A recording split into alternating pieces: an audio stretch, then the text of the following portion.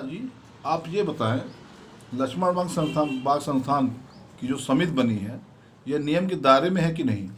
देखिए, लक्ष्मण बाग संस्थान रीवा जो अद्वितीय स्थल है, और इस स्थल में वर्तमान में जो अभी वर्तमान में समिति बनी है, वह समिति फर्म एंड सोसाइटी एक्ट के तहत एक समिति गठित की गई है। जो समिति बनी है वह समिति वैध है, परंतु समिति का जो कार्यालय डाला गया है, जिसके अध्यक्ष श्री राजेश पांडे जी हैं, ये फर्म एंड सोसाइटी में रजिस्टर्ड आप समिति बना सकते हैं, नियमता है, परंतु समिति का कार्यालय आप लक्ष्मण बाग संस्थान नहीं डाल सकते। जैसे उदाहरण बताओ, यदि कार्यालय कलेक्ट्रेट है, उसका एड्रेस यदि हमें पत्राचार का डालना पड़े तो हम उसका एड्रेस पत्राचार का नहीं डाल सकते, यानी कार्यालय हमें बनाना पड़ेगा।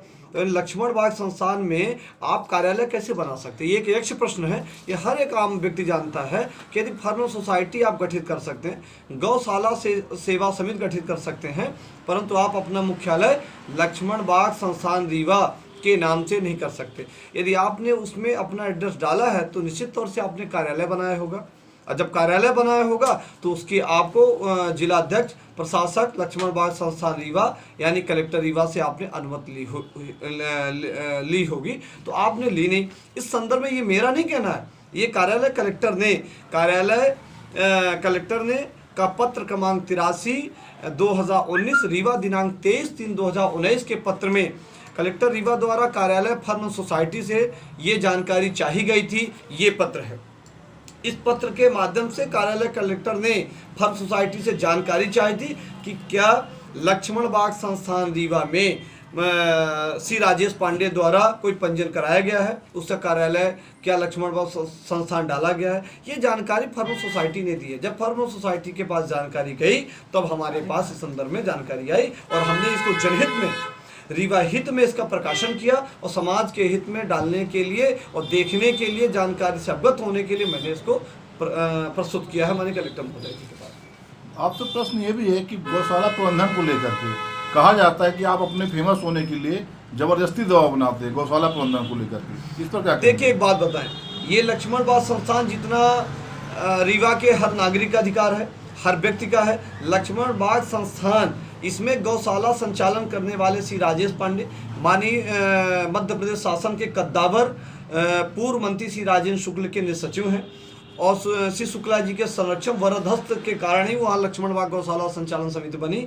हम तो यह प्रश्न खड़ा करते हैं कि कई बार श्री राजेश पांडे जी मेरे ऊपर या मेरे संबंधित के ऊपर मुझे दबाव बनाने के लिए, मानसिक दबाव बनाने के लिए ऐसा कर रहे हैं। मैं तो ये कहता हूँ कि लक्ष्मण बाग गौशाला समिति चलाने का जो मिशन उनके अंदर है, वो ढेरा में चला सकते हैं, मऊगंज में, वो अपने गांव भिटवा में चला सकते हैं, वो अमहिया में चला सकते हैं। तो जिनके अंदर जुनून है देश का, जिनके अंदर जुनून है राष्ट्र के काम के लिए, गौशाला संचालन करने के लिए, तो अमहिया पे चला लें।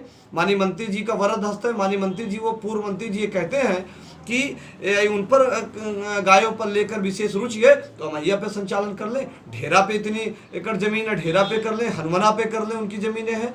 और साथ में यदि श्री राजेश पांडे जी को इतना एतराज है तो लक्ष्मण बाग संस्थान ही क्यों?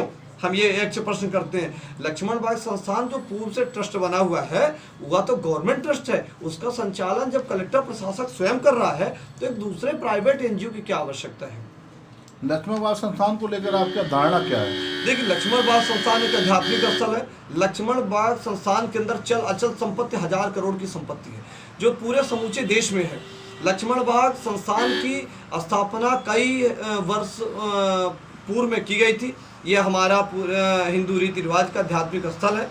हम इस आध्यात्मिक स्थल में, मेरा ही पर नहीं, पूरे रीवा क्षेत्र, समूचे विंध्य क्षेत्र के हर जनमानस का कर्तव्य है कि अपने आध्यात्मिक स्थल, आस्था के केंद्र को लेकर वो प्रयास करना चाहिए। मैं ये कहता हूँ मेरी जगह नहीं, कई लोग ऐसे हैं जो लक्ष्मण बाग संस्थान को लेकर सुर्खियों में हैं, आवेदन लगाते हैं, उसकी जांच कराते हैं। हम तो मीडिया के माध्यम से, राजेश पांडे जी का कई बार हम पर आरोप प्रत्यारोप होता है, तो रंच मात्र को हमें क्लेश नहीं है, ना हम किसी दबाव में हैं, ना कोई राजनीतिक दबाव में है। यदि मेरी हत्या करने की भी प्रयास किए गए या मुझे किसी प्रकार का मानसिक शारीरिक दबाव बनाया गया, तो मैं मानता हूं कि यह माननीय मंत्री जी और राजेश पांडे पर यह आरोप जाएगा। और निश्चित तौर से लक्ष्मण बाग संस्थान ने, आपने देखा है कि रीवा की अवधेश प्रताप विश्वविद्यालय की भूमि, ठाकुर रणमत सिंह महाविद्यालय की भूमि, जमीन बचाओ अभियान, सतत विगत 15 वर्ष से समाज के हित में, राष्ट्र हित में मैं सतत प्रयासरत हूँ।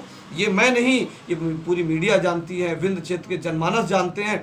और मुझ पर कोई आरोप है कि लक्ष्मण बाग संस्थान को लेकर ही आप क्यों आवेदन लगा रहे हैं, तो लक्ष्मण बाग संस्थान एक आध्यात्मिक स्थल है, एक तपोभूमि है, एक गौशाला है। और जिस किसी व्यक्ति को इतना प्रेम है गौशाला को लेकर, तो गायों को लेकर, गायों के विकास को लेकर, तो मैं कहता हूँ कि लक्ष्मण बाग संस्थान में 100 गाय कैसे मर गई।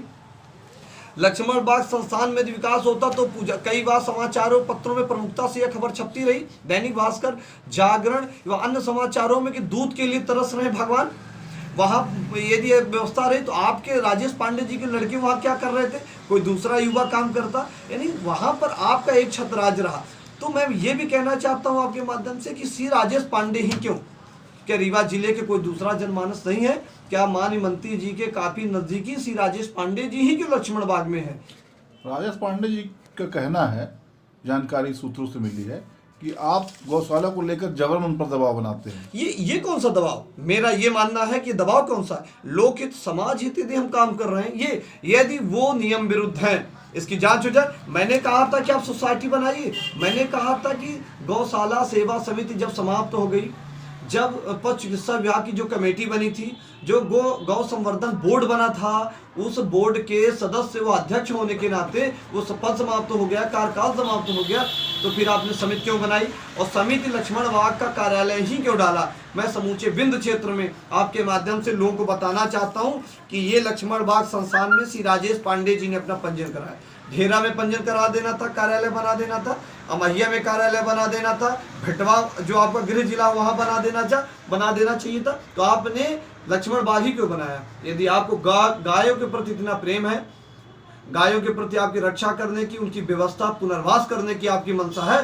तो आप राजेश पांडे जी से, मुझे उनके समिति बनाने से कोई एतराज नहीं है, उनके कार्यों से कोई एतराज नहीं है, पैसा देने वाले लोगों से कोई इतराज नहीं है, दें, आप उसको निकालिए। पर आपने लक्ष्मण बाग आध्यात्मिक स्थल क्यों? मैं आपके माध्यम से पूछना ही चाहता हूं कि आध्यात्मिक स्थल लक्ष्मण बाग ही क्यों वो चयन कर रहे हैं? आखिर क्या है? मेरा ये मानना है कि लक्ष्मण बाग संस्थान के नाम से करोड़ों का व्यापक भ्रष्टाचार हुआ।